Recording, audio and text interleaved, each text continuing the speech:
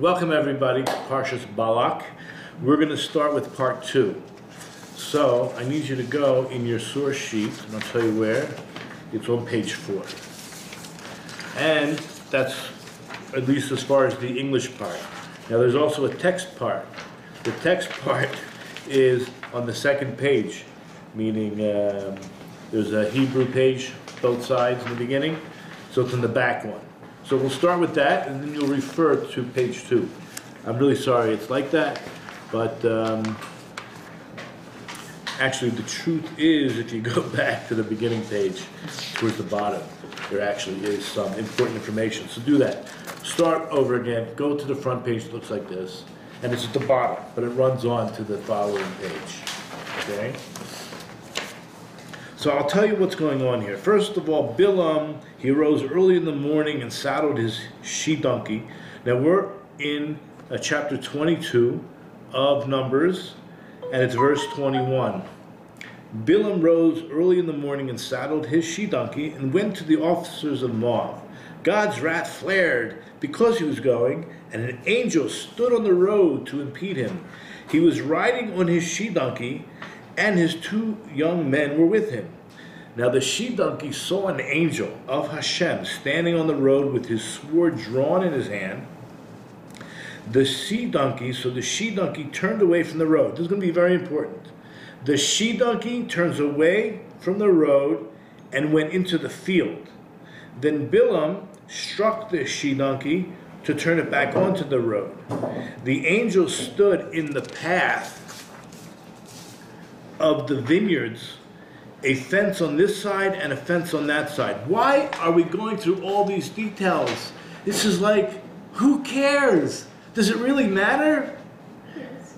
Okay, the she-donkey saw the angel of Hashem and pressed against the wall, and it pressed Bilaam's leg against the wall, and he continued to strike it. The angel of Hashem went further and stood in a narrow place, and there was no room to turn right or left. The she-donkey saw the angel of Hashem and crouched beneath Bilaam. Bilaam's anger flared, and he struck the she-donkey with the staff. Now this is miraculous. The she-donkey, Hashem opened the mouth of the she-donkey, and it said to Bilaam, did you guys all see Shrek? Whatever that day, there was a movie called Shrek with a talking donkey. Anyway, I guess we're all used to talking donkeys, especially Bilaam, because he was not fazed. Hashem opened the mouth of the she-donkey, and it said to Bilaam, what have I done to you that you struck me these 3 times? Now, we haven't read it in Hebrew yet, but you should know, I circled certain things. The last thing, it says, Hikitoni zeh shalosh regalim. You hit me these 3 regalim. It's a very awkward language, because really, if I would say to you, you hit me 3 times, I would say shalosh pa'amim, 3 times. Pam is once, pa'amayim is twice, and pa'amim could mean many times, plural. But it says shalosh regalim. What is regalim? What does that sound like to you? Legs, okay, that's the root. Do you know that the word for pilgrimage, right, there's 3 pilgrimages? The word is regel, regalim, because what do you do on a pilgrimage? You transport yourself by walking up to Yerushalayim. That's why it's called regalim. So this word really means pilgrimage.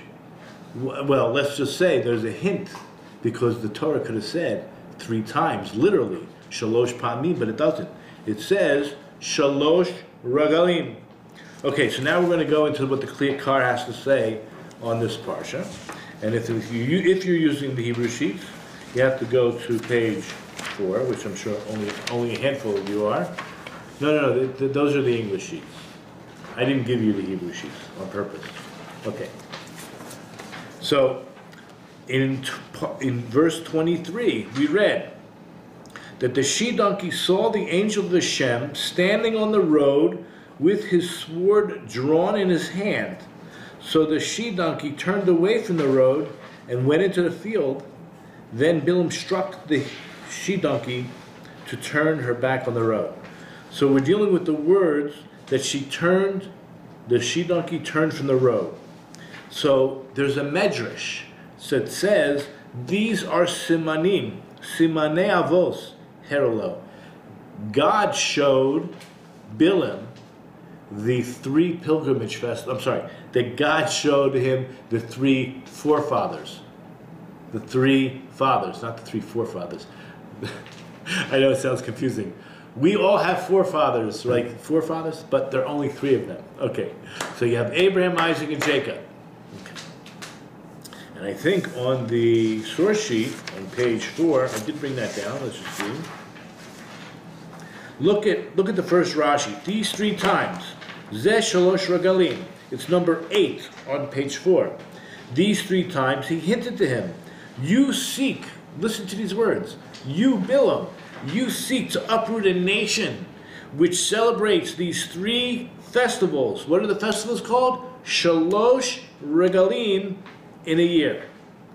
So this is cryptic. Still, we're not really making sense of this. How is there a hint?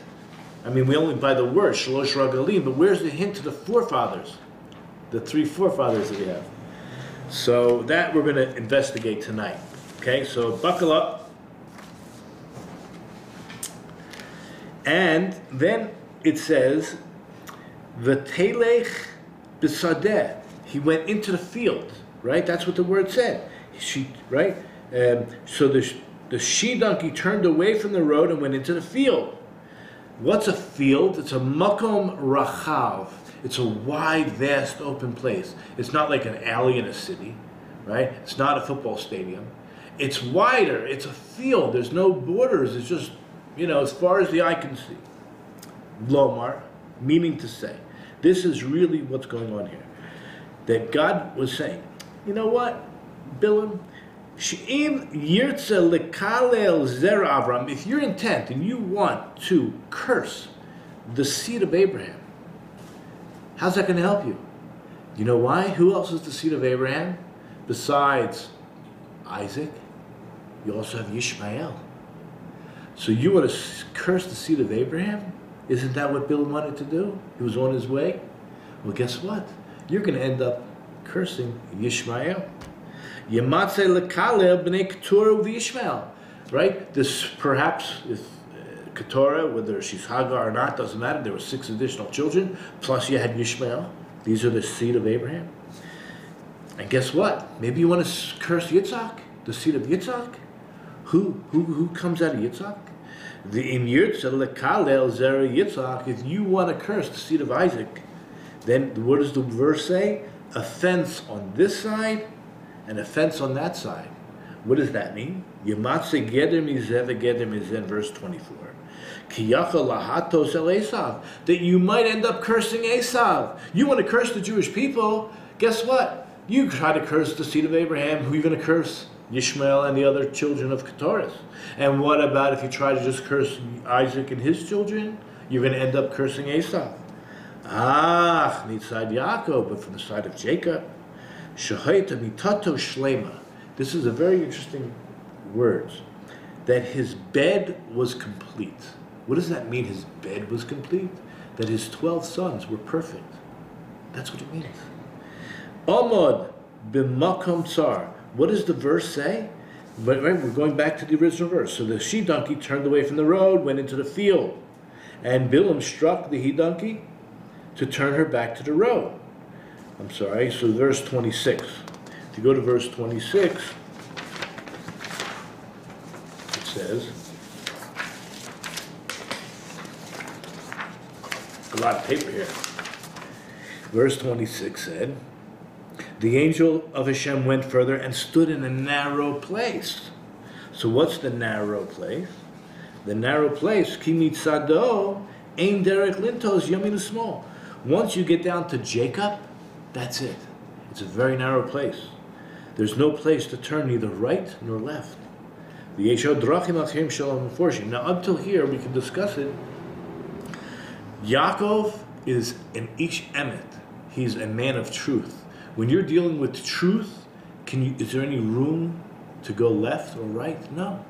You only go the center path. Now, going back to Rashi's statement, Rashi said, Zeh shalosh ralagim means what? Let's just look at those words again in Rashi. That was number 8 on page 4, where he said, he hinted to him, Ramoz lo, atam mevakesh la'akor uma hogeget shlosh ragalim shana. You, Bilam, you want to uproot the nation. Which nation celebrates 3 festivals every year? But you want to uproot it. So, if that's true, I'll go back to, this is in the Medrash. What he's saying is like this, that you want to uproot that nation, that one nation that celebrates these 3 festivals. Shma mina. What do we hear from it? What is it telling us? She'otan shlosha simanim. That those 3 signs, shehizkerhem keneged shlosh ragalim, that they are parallel to the 3 festivals. Meaning what? So let's go through again the process of where he was. Number 1, the first siman, the first sign, it was Ma'asecha min, if you go to Exodus 23 verse 16, that's Exodus 23 verse 16, it's talking about Sukkot. So you can find that where we left off on the source sheet. I think that's number 9. We see this verse, and the festival of the harvest, that is talking about Shavuot, the first fruits, right? That's the time we bring the first fruits of your labors, which you will sow in the field. But then the verse goes on.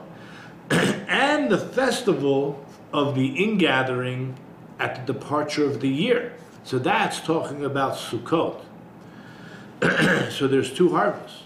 There's the harvest of the first fruits, and then there's the second harvest and of the festival of the ingathering at the departure of the year, when you gather in the products of your labors from the field. Look down below in Rashi in the middle, right? When it says, in the festival of the ingathering, that's the festival of Sukkot. So, you know that each one of these festivals are representative by different of the forefathers, of the Avot. But this one is talking about Sukkot. The Asvecha ma'asecha min hasadeh, right? When you gather in from your labors of your work from the field. And regarding that, that's what it means over here when it says he turned, the donkey turned away from the way and went to the field. See, the word field is also in that other verse. Meaning, you, Bilam, you want to uproot the nation. He wanted to curse that nation of the Jewish people. He wanted to curse them. He wanted to curse us. The one that celebrates the festival of ingathering, that's dependent on what? What's the ingathering dependent on? The field. Ubo makridim Yisrael shivim pari. And what do we, the Jewish people, do on Sukkot? We bring 70 bulls. And what do these 70 bulls represent? Anybody? They represent Keneged Shivim Umos. There are 70 nations. We atone by bringing a korban. Every one of these 70 korbanot. Especially, you got to remember, the kings, right, are going to come, whether they come or not. We're there, we're ready. So the kings of the different nations, they want water, they're going to come and they're going to send emissaries to Yerushalayim. But in the meantime, we do our job. God says, bring the 70 korbanos, the 70 offerings. We do that on account, on the account of the atonement afforded to the world. Okay? That's what happens on Sukkot. And if that's the case, what is the message that, God is talking through the donkey. What's going to happen? What's the message that's coming across to Bilam? Bitulam gorin bitugan kolo umos. You want to curse the Jews, but guess what? You're hurting yourself and everyone around you, because the Jewish nation's job is to atone for the world. And if you uproot them, you're causing the whole world to suffer. You follow so far? It's so sad. And then afterwards it mentions that the she-donkey took Bilam into the footpaths of the vineyard. And what does that hint to? That hints to the Hag Pesach. And what happened at the time of leaving Egypt? Look at Psalms. That's chapter 80, verse 9. For those who just joined, we're on page 4, and it would be number 10. Geffen mi Mitzrayim Tasiya. The Jewish people are considered Geffen.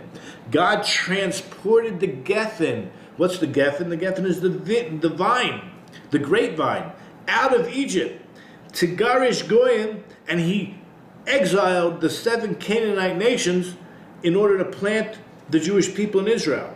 Ki hadin noten li akor koitzim v'lita hagefen.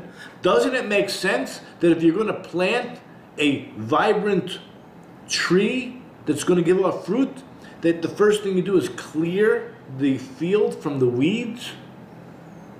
These nations were like the weeds, the thistles. We're going to get more into it when we get to part 1.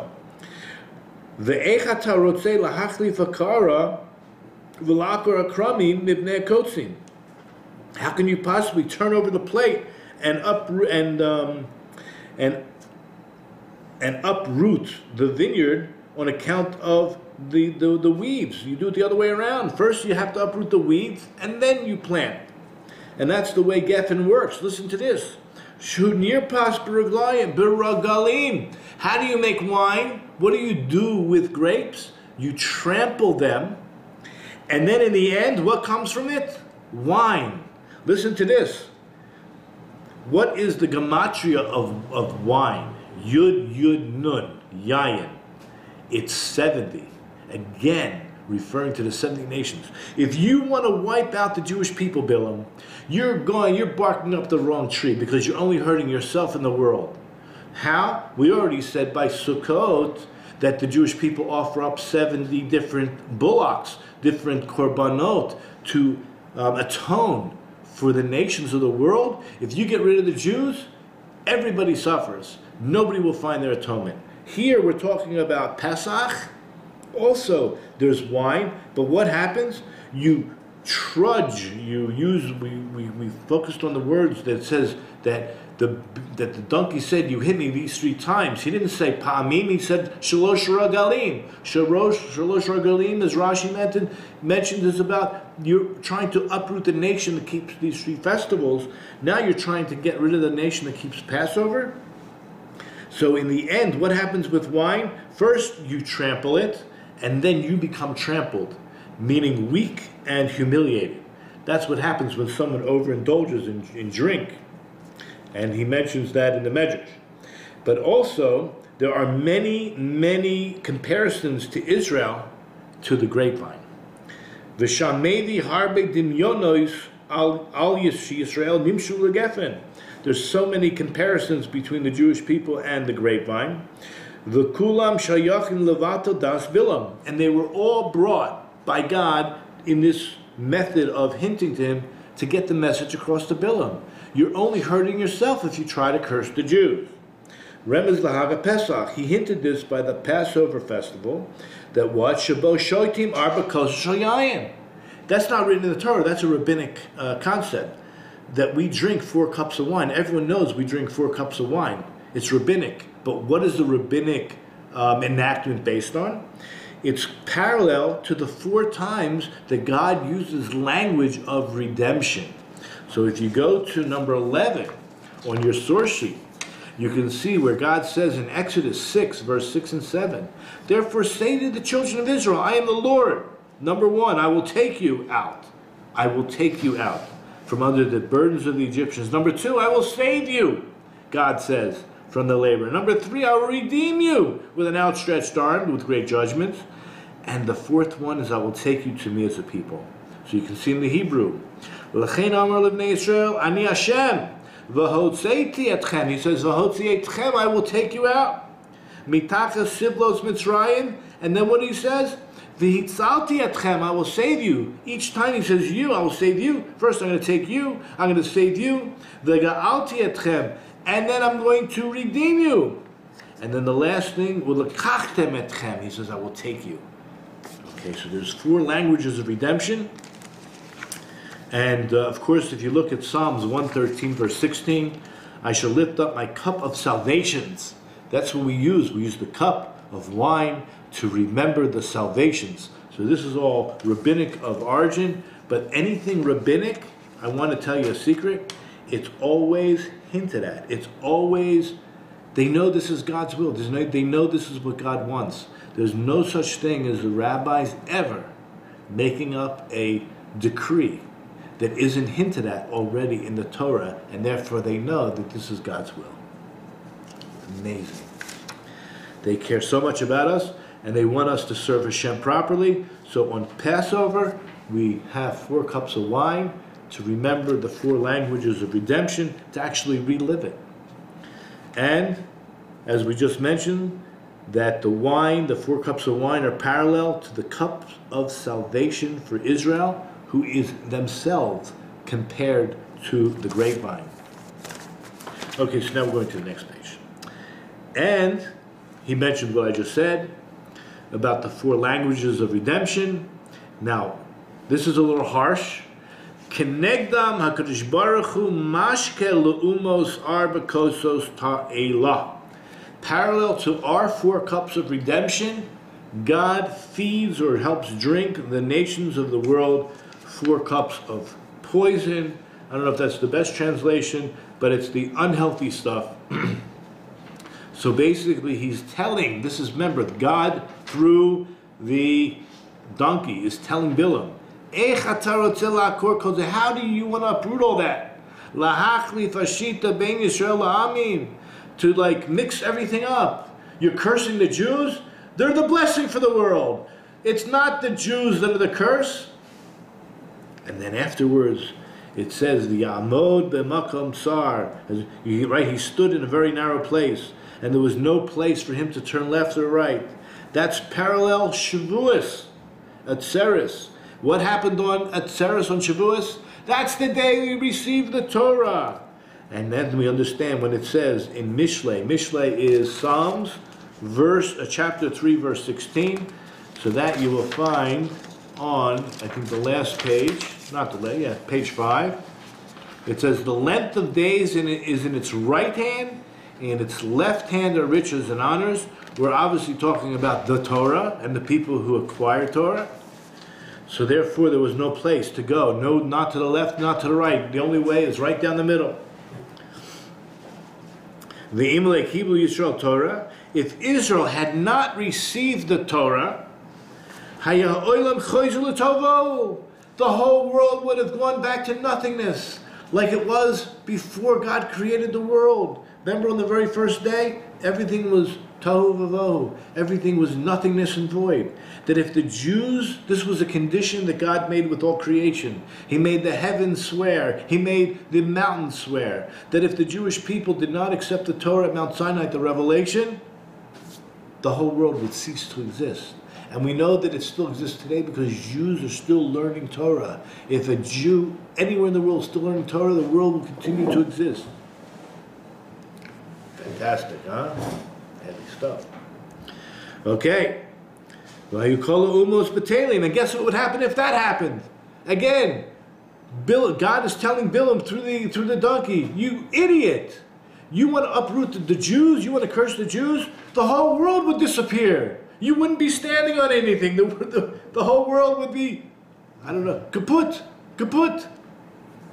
How do you ever expect to uproot this nation that celebrates this festival? Again, because he mentions, why do you hit me? The donkey says, why do you hit me these 3 times?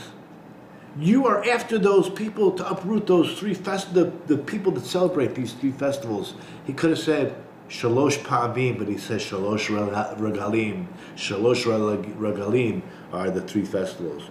Sheyesh bo tzarech lekol umos. There's a need for the world, for the Jews to celebrate. That not just the earthly existence, but even the angels would cease to exist. Everything would cease to exist. Now, it's very possible, he says, when it mentions about the footpaths within the vineyard, Shagam bin Mishol Hakramim Remezlo, Ataratel Akur Uma Hogogeret Hagapesach. That you remember he said when they walked through the footpaths of the vineyard, he was telling him and hinting to him, you want to uproot the nation that celebrates Pesach? Vishotim Ba'arba Kosos, that nation that drinks the 4 cups of salvation. And that is what, according to another opinion, that it's actually parallel, the 4 cups, the 4 salvations, are parallel to 4 exiles that we go through in history. And what about Yayin? He brings this down now in the Balaturim, that the word Yayin, I mentioned it before, is Yud Yud Nun. Yud is 10, times 2, because 2 Yuds, and a Nun is 50. It equals 70. Mispar Shivim at 70, Keneged Shivim Umos, parallel to the 70 nations. And if you're going to wipe out the Jewish people, you idiot Bilam, you're going to wipe out the entire world. The world stands on what? We're going to see right now. Ready for this? It's even possible to explain when it says, why do you hit me these 3 times? Right? The donkey says, why do you hit me these 3 festivals? Why do you hit me these 3?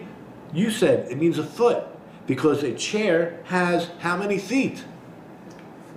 It needs minimum of 3. 4 is better. But we say that the world stands on 3 things, 3 pillars. You know where we say that? We say in Pirkei Avot, chapter 1, the 2nd Mishnah. So he says like this. You want to uproot the nation that is strengthened through 3 things? That the whole world is standing on these 3 principles? Which are they? The 3 pillars of the world. And what are they? Torah, Avodah, and Gemilut Chesadim. So I mentioned here, if you look, Pirkei Avot, it's number 13 on page 5. Shimon HaTzadik, Simon the Righteous, Haya Mishare the Anshe Knesset Gedolah. He was amongst the last surviving members of the Great Assembly. And you know what he used to say? On 3 things the world stands. These are the pillars of the world. Al Torah, Al Avodah, Al Gemilut Chesadim. Service of God. Now we're going to talk about that a lot next week, but Avodah means the service in the temple. It also means prayer. But on Torah, on the service of the temple, which let's say is equivalent to prayer, and Gemilut Chesadim, which is kind acts, Chesed. Now, what did you want to do? Ki bitulam heruz kolam. If you try to uproot these 3 pillars which the Jewish people stand on, you're going to destroy the world. The world's standing on these things. Ramaz lo Gemilut Chesadim. Now, how did the she-donkey hint to Chesed, the kind acts? Because it says Telech b'sadeh, to go, and he went into the field. What does the field remind you of? You know, you want to uproot the acts, the kind acts that happen from the field. What do we talk about? Charity. Where does charity begin? Okay, I know, it begins at home. But it begins with money, right? Money's always helpful. So through the Trum and the Maishras, through the agricultural laws of giving 1/10 of the field and a portion to the Kohanim, portion to the Leviim, and leaving there's other Maishras, there's other tithes, and what's left behind, and what's forgotten about, and the corners of the field, all, remember the book of Ruth, okay? So all the kind things that you can do for poor people by giving them the ability to pick the gleanings from the field. That's why it says the field. And what about the avodah in the temple? So that would be compared to what it says by the temple itself is like a vineyard. Listen to these words. If you go to Song of Songs, chapter 2, verse 4, which you could find number 14, it says in English, he brought me to the banquet hall, and his attraction to me was symbolic of his love. What is the banquet hall? What is the banquet hall? Look in the Hebrew. Haviani el beis hayayin. He brought me to the house of wine. That's what it says in Hebrew. He brought me to the house of one. We're talking about the temple. We're talking about the base of Mikdash. And that's also symbolic, again, of the seven. What do you think? The house of all people, right? You have servants. That's the Jewish people. We're serving you. We're serving the nations. So the house of God is called Beis Hayayin. Forget what it says in English. He brought me to the banquet hall. Look at the Hebrew. Beis Hayayin, the house of wine. Ze Ohel Moed. That was referring to the Ohel Moed, the tabernacle. And regarding that, it says, look in Shir Shirim, it's chapter 7, verse 12 and 13. Come, my beloved, let us go out to the field to lodge in the villages. Let us arise early to the vineyards. Again, a reference to the field, that's we said earlier, and the vineyards here is the temple. And then what about a makom tsar asher ein derech lintos yomin usmol, a very narrow place where there was no place to maneuver left or right? That's the Torah. There's no place to maneuver. That's it. It's the written word, and it is hard as steel. You cannot be moved. And that was, he claims, this is his signature, this was a proper explanation and hint to everything.